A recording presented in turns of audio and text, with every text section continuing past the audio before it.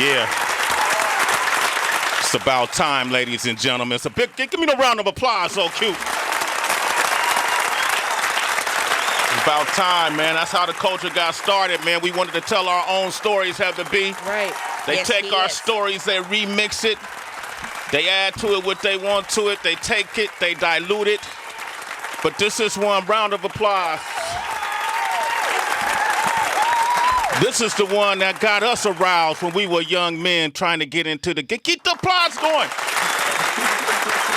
No disrespect to any of your favorite MCs, not just female MCs, but male MCs as well.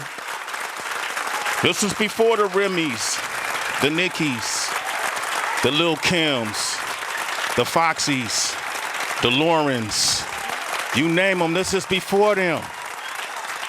What she went through, the doors she had to open, the trials and tribulations she had to go through, gave us understanding so when we walked through it. I remember when I first heard her voice and I was like, who is this young lady with all this bravado and all this sassiness and all this confidence in her voice? That's hip-hop. I remember hearing that, Heather B. Mm-hmm. And she's here with us today to tell her story. The legendary, the one and only, royalty, the queen herself, ladies and gentlemen. Give it up for the one and only Roxanne Shanté.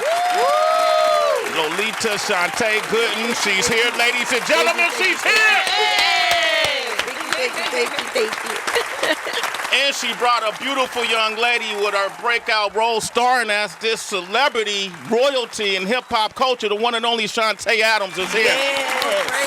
When Super crazy. Yeah. her parents named her correctly.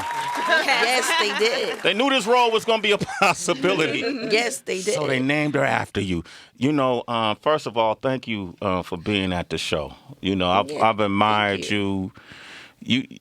When you first hit the scene, I was in Cali, you know, and we were all teenagers, and we were so impressionable about whoever was rapping. Back then, it was guys like the Treacherous Three that, you know, that we looked up to. It was Jimmy Spicer and all these different guys, and then Super Rhyme. Well, you know, I'm from that era, so yeah, absolutely. I'm from that era, girl. See, I know. That's the era that made no errors. That's right. Speak to that. See, you know, and you was the first female MC I say that I heard take on a group of men through your verses. And back then, that's all that really mattered to us. How dope was you as a rhymer? How dope were you as an artist? To us, that was all that mattered. But then I started doing research about this movie, and I heard some of the things you said. You know, this film, Roxanne Roxanne. You said this is a movie about an abused child. Yes. This is a movie about a runaway, that people who have experienced domestic violence, people who have been depressed as a mother, friendships and bonds. All of these things are covered in this movie. Yes. Tell me about that. You know, it was because I didn't want people to think that the movie itself was just going to be a musical 80s hip-hop movie. It is something that when you see it and you get truly engulfed in it, because I think they had the wrong idea as to what the movie would consist of. Now, don't get me wrong. I'm hip-hop all day, baby. So, of course, we got some hipping and some hopping up in there. Okay. You know, you're going to hit some beats. You're going to feel it in your seat. You're going to have a lot of that going on in there. But one of the main factors is you'll be able to identify with the characters, whether it's your mom, your aunt, your sister, your cousin, or maybe it even might be an abuser that you may know, that you'll be able to identify with a character from this movie and say, okay, you know what?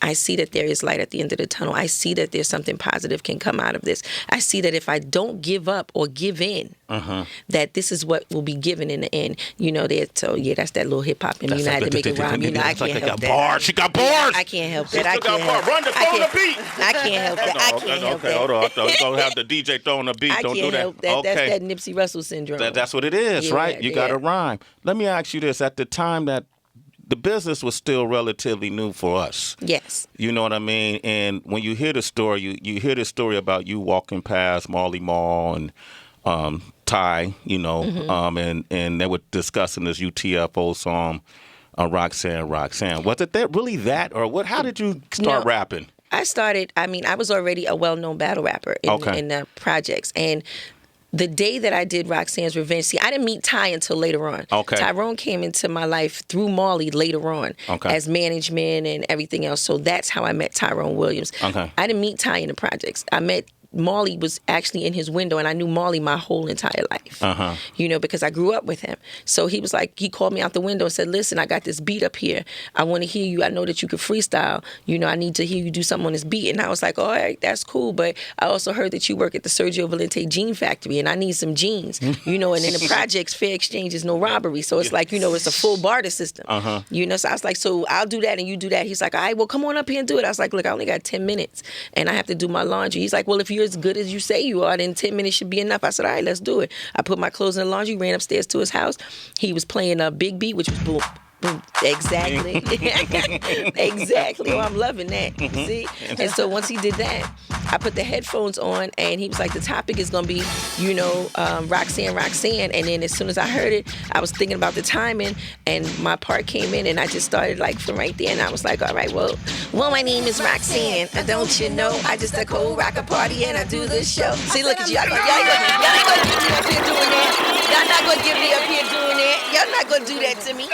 Y'all not gonna do that to me. Oh man. And so then once I did the record, I left out of his home because it wasn't even a record. It was just recording on a tape, basically. Yeah. So it wasn't no studio. It wasn't no, you know, he had the reel thing set up in his living room and everything else. And he had the egg carton stapled to the wall and, you know, that for the sound. And, you know, I'm just standing there like, listen, I'm a battle rapper. I'm used to being in the parks. I'm used to speakers and crowds. And so what am I doing here? And he was like, put the headphones on. And I put the headphones on, said my rhymes, and then went downstairs, finished my laundry.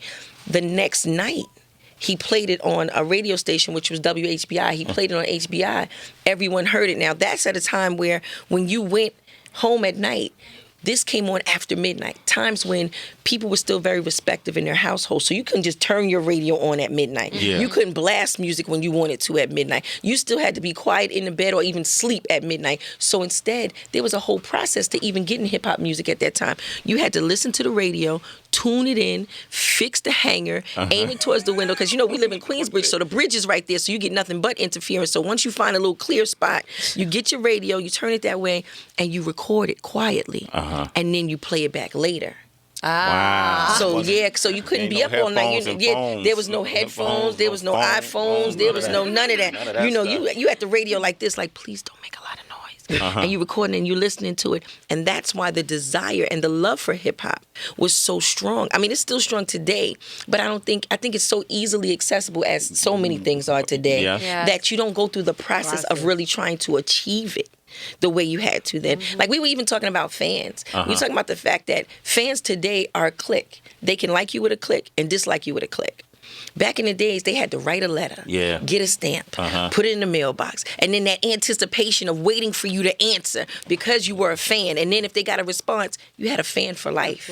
Wow. You know, so Roxanne Shanté said, Shanté, I'm going to get to you. We're going to get to you. We definitely going to get to you. We definitely you know, like, that's the mom mode in me. Like, come on in here, baby. Come on, come on and join in. She looks just like you. You know, you guys look like y'all could be related. Isn't that something? We get that a lot. We do. We hear that. And, you know, and we also hear that generational because of her and Nia. And Nia looks so much like my mom when my mom was younger. Wow. So it's like, all having that same look, those same features, you know. It's a Shanté thing. Is that what it is? It's a Shanté thing. It's a Shanté thing. Let me ask you this. You sound like, because at this time this was happening, how old were you, like 13? Yes, 14 years old. But you sound like you were doing your laundry, you had stuff to do, like you was living like an adult. What kind of 13-year-old were you? Like, how was you getting money back then? What was your family life like? I was doing a little bit of everything, and and let me clear that up because I don't want everybody to think I was doing everything. Okay, you know what I'm saying? Let me you clear wasn't that. selling ass. Let me clear it. No, I wasn't doing that. I wasn't doing that. No, I didn't have to do that. Okay, I didn't have to do that. You know, and one of the things about it was I was a booster. I was the neighborhood booster. Okay.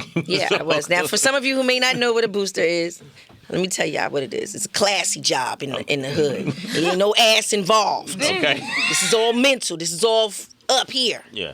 Now, one of the things as a booster, what people would do is set orders with me for clothing that they could not afford from stores that they could not go in, and I would actually go into those stores and I would fill those orders. I would fill those orders. I would Yes. At a discounted rate? I would fill those orders at a much discounted rate. Yes, absolutely. Okay. And I would fill those orders, and so it was.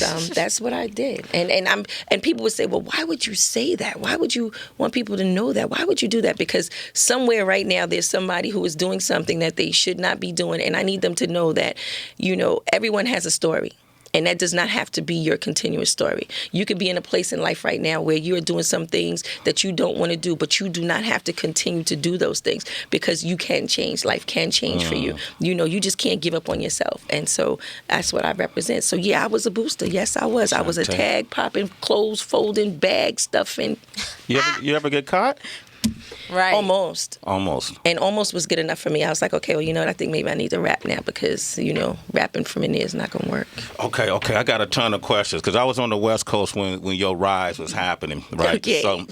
So I heard a room. Back then, we believed that at some point in your life you started dating Alpo. Is that true? Man, you trying to get me killed. Oh, no. No. Honestly, let me tell you, one of the things about it is that Roxanne Shanté has always been associated with a lot of hustlers. Okay. That's no secret. Okay. When you make a lot of money and you're very young, you tend to surround yourself with others who make a lot of money and are very young.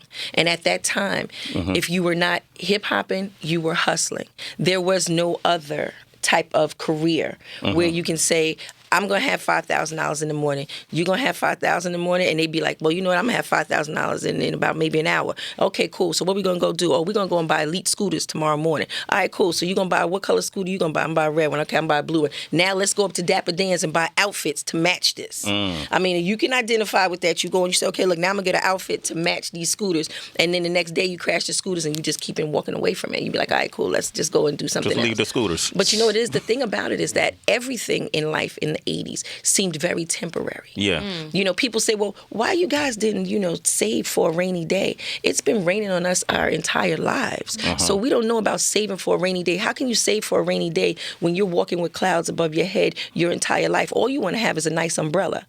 You see, that's all you want is a nice umbrella. So and you want a fancy umbrella. And then as you start to learn, you want a good umbrella, a quality umbrella. And these umbrellas are expensive. So this is what happens when people say, well, you guys went through so much money. You did all of these different things. But we were still children without guidance. We were children without guidance. So let me ask you, being a child without guidance, and Yes. obviously you were writing, let's get back to the music business, you were writing your own lyrics at that time. I've never written lyrics. All my rhymes have always been freestyles. But they were your rhymes? Yes. Okay, so... Except for Have a Nice Day.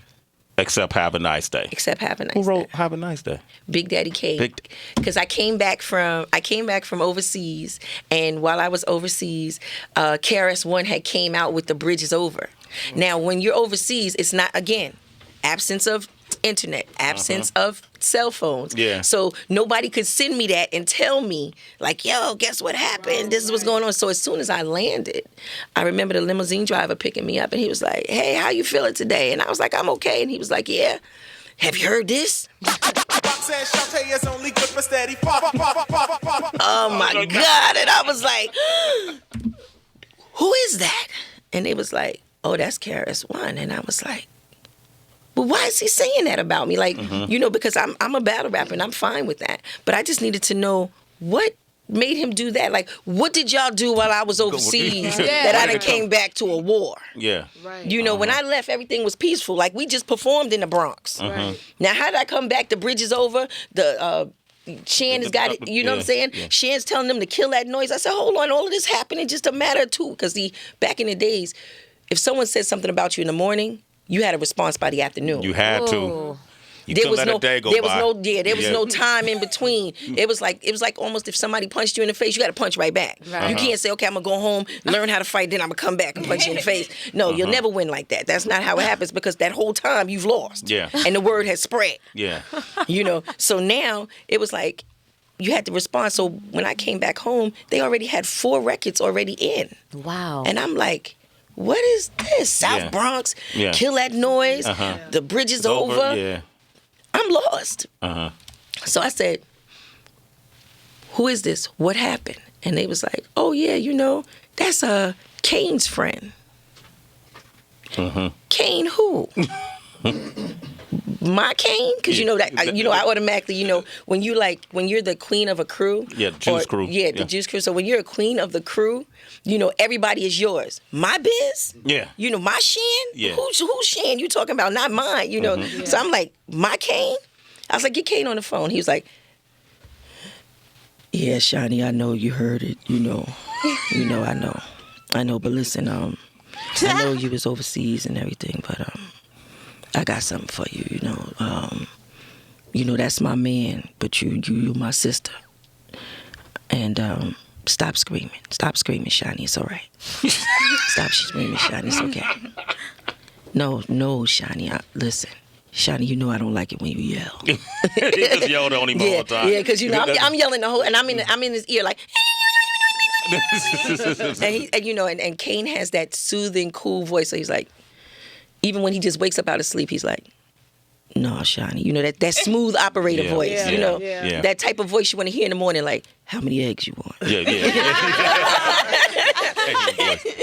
So that's the one Kane wrote. Yeah, so Kane came out, and so later on that afternoon, Kane was like, listen, you ready? And I was like, yeah. Some people call me Shani. Some people call me Rox. I was like, that right there is the shit. I don't do that one right there. Okay, let's go. Yeah. And so that's how we got And the rest is history. And the rest is history. All right, cool. Let me ask you about your relationship with Nas. Yes. Queensbridge. Yes. How did you first meet him? Walking outside of the building, he's the next, because we put everyone in generations, but our generations don't go 10 years, 20 years, 30 years. Our generations go in 3-year gaps in the projects. Yeah. So 3 years puts everywhere, because that's how it went according to school, because you figure your junior high school, and then when somebody's in junior high school, somebody's graduating and going to high school, so it's usually those 3 years in between. So for us in the projects, generations are just 3 years.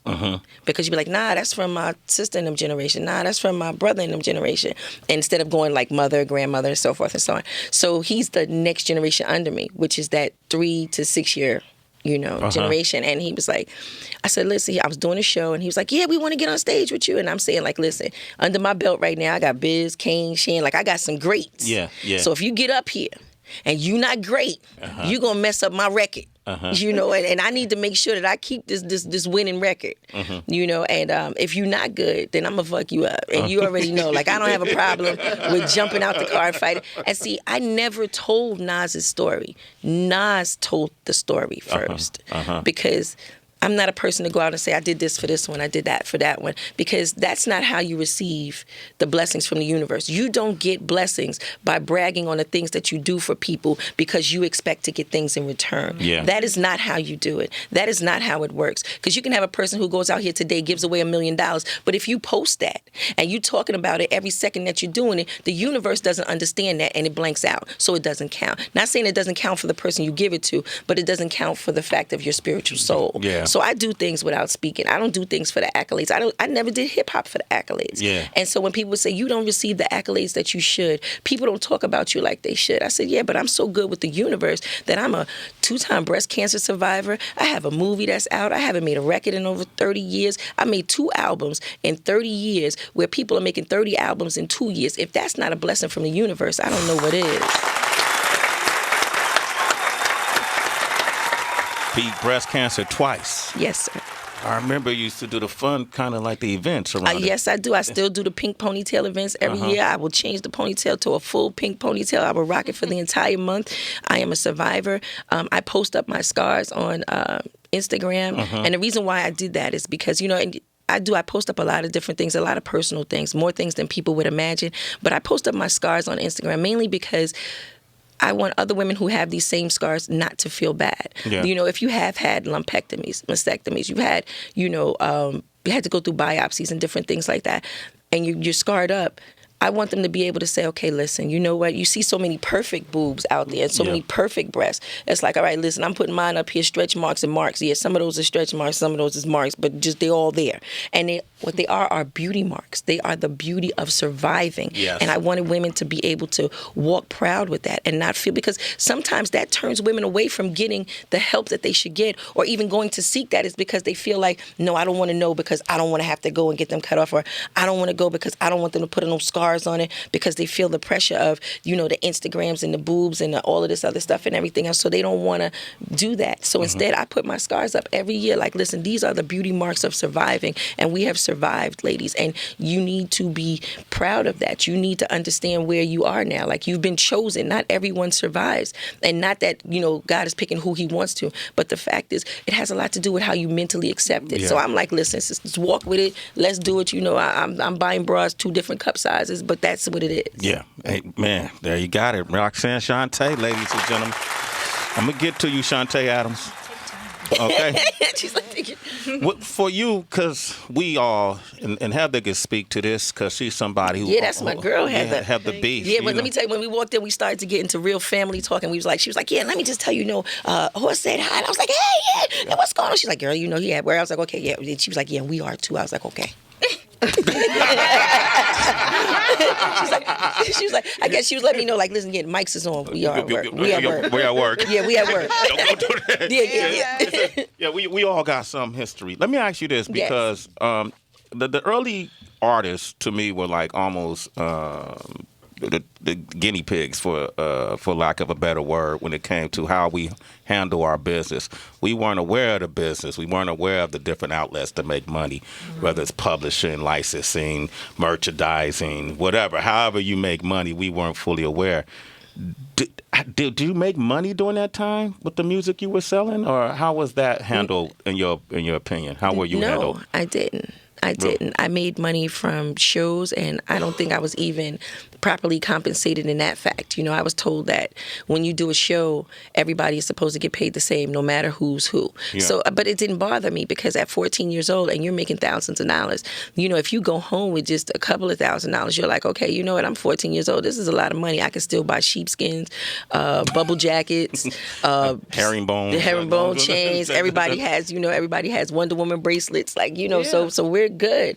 You know, not understanding what it really was, or how much really was made, or how much I should have been compensated. You just didn't know. I went in with a trusting heart, and I wasn't angry, and I'm still not angry. You know, people feel like, aren't you angry that they did this, or that you did not receive this, or you didn't get this? And honestly, I'm not.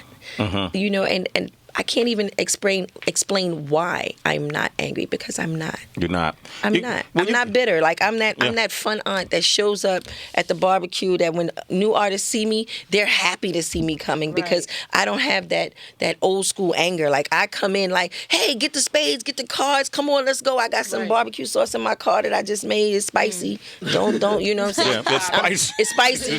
I'm giving Bobby Brown a run for his money, so it's spicy. You know, it's spicy. I like that. Roxanne Shanté, ladies and gentlemen. Chante Adams is here. Hi. Did you meet her before you played her? We met once before we started shooting for about 30 minutes. And I only had 8 days from the time that I was cast to when we started shooting. So there was only a week in between that I could get everything done.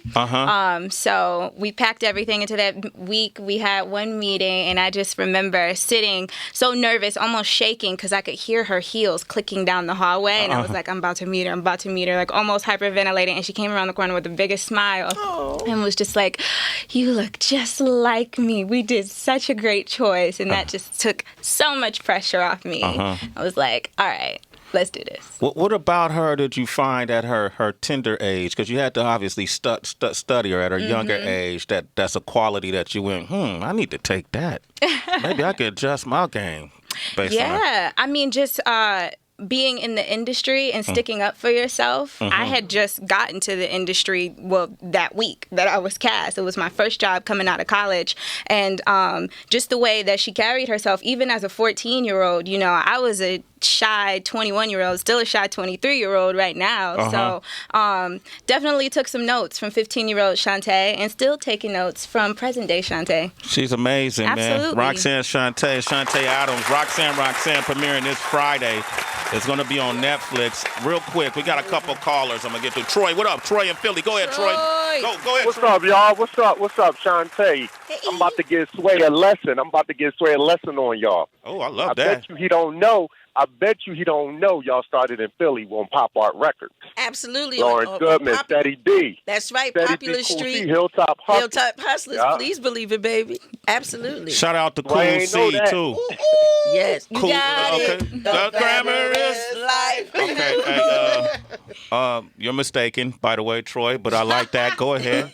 Go ahead with it. Shanté, I'm a big fan.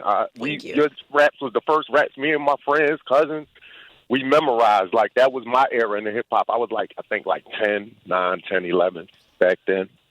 And I used to call Pop Up every day trying to get down with y'all. But Absolutely. Hey, Bill, you could get down with her this Friday. Watch that movie, okay? All right, I am. Oh, I'm definitely going to do that. Thank you. It's definitely a Philly story up in there, too. Okay, that's what's up. Jeff in Chicago. Go ahead, Jeff. Hey, Jeff. What up? Long time listener, first time caller. What's going on, Sway? What up? And What's the whole poppin' thing with you, has to Jeff? be in the place to be. Roxanne Shanté, oh my God. I am a fan. Thank you. I'm not going to lie. Roxanne was cool, but Live on Stage was my favorite album. Thank you. Like in female rap, for real. Thank you. My question to you, Roxanne, is how do you feel about today's female hip-hop? Okay, you know what? A lot of people ask me how do I feel about today's hip hop, especially, my sisters that are involved in it. And I love it. Honestly, I'm not even going to lie. Like, most of the time you get artists say, oh, well, I feel like they're doing something to the culture. They're taking something away from the culture. No, I've always seen hip hop as a reflection of what our young people are going through. And they're going through a lot more than rats in the front room, roaches in the back, junkies in the alley with the baseball bat. It's totally different now. So I actually take a lot of pride in what it is they do in their delivery. Now, do I agree with every lyric? Absolutely not. Do I agree with some of the messages? No, I don't. But do I still love and have a love for hip-hop? Because hip-hop is my culture, and you don't just stop loving your culture because of vultures. Yeah. You don't do that. If you're hip-hop, you're going to be hip-hop to the day you die. So, no, I do. I love it. And don't get me wrong, I will listen to some trap music, if I got to get through traffic. Certain songs will get you through it. Certain things you got to listen to, in order to make your day go by, because that's what hip-hop is for me. I listen to, like if I get a big check, I listen to Biggie. If I'm going through something spiritual, I need to listen to DMX. You know what I'm saying? But if I'm stuck in traffic, I need to listen to Migos, because if I don't, I ain't gonna get through this. I'm not gonna get through this. Nicki's from Queens. Yes, she is. Yeah, what's the likelihood of y'all maybe collaborating? Maybe you come and bless the booth with Nicki Minaj. Oh, see, that's a beautiful thought there. That's a beautiful thought. People say to me like, okay, well, Shanté, you still sound the same, and there is a possibility for you recording, but I'm gonna say this, and I need to say that. If I was to ever do a Roxanne Shanté record or anything that had to do with Roxanne Shanté recording again, it would be a Roxanne Shanté Presents, meaning an artist somewhere who needs to be heard, who needs to be on a record with Nicki, who needs to have that type of exposure. I would love to be that Quincy Jones type entity to make, how Quincy used to make the albums, but he wasn't on none of the songs, but he made the album. I would love to do something like that, because when you are considered a legend, when you are considered one of the greatest, what would you be trying to do with that? Yeah. Why would you, like some people mess up their legendary status by doing that one last thing, and you was like, why? Why? You know what I mean? Yeah. Because now I can't remember you for the greats you had, because they won't allow me to, besides, something else. So yeah, no. Okay. I heard, I didn't hear no in that. I heard there's a possibility that a collaborative effort could happen between you and Nicki. That's what I heard. Same. Remy, listen, Remy too. Remy too? Remy too. Okay. Remy too, all of them. I love them. Listen, I love my hip hop sisters. Hey, bring them all together. I'd love to see you do that. Oh, I would love to. Yeah, that would be great. Roxanne Shanté, I want to thank you for coming by. Thank you. You got to come back again. You know I got about Absolutely. 2 hours worth of questions for you. Yeah, we got a movie up here. Yes, exactly. We got a movie up here. Yes. Well, you're not in New York? You know, I'm located in Newark, New Jersey. Okay. And I believe in going back to our communities and supporting and making that change. So I have a nonprofit organization called Mind Over Matter that I run out of Newark, New Jersey. And I think it's what's on the mind that matters. So I get young people see me and they see success in the hood and they know that it's achievable. So this way it's not out of reach, you know? So I need to be that person. They see me emptying my garbage. Okay, there it is. I ain't met Chante Adams. Yes, so I beautiful. promise you, don't change on me because this movie about to blow you up, okay? I will. I promise. And what's Yeah. next for you? My next film is called Monsters and Men by Ronaldo Marcus Green, and that'll be out later this year. She getting money now. See Look at it. what I'm saying? I See what I'm like saying? It's a beautiful thing. All right. Beautiful thing. Thank you. Don't forget Roxanne Roxanne this Friday on Yes. Netflix. Good to see you. Great to have you on the show. Thank God you, bless family. you, and I'm really happy for you. All right. It's Sway in the morning. Only on Shade 45.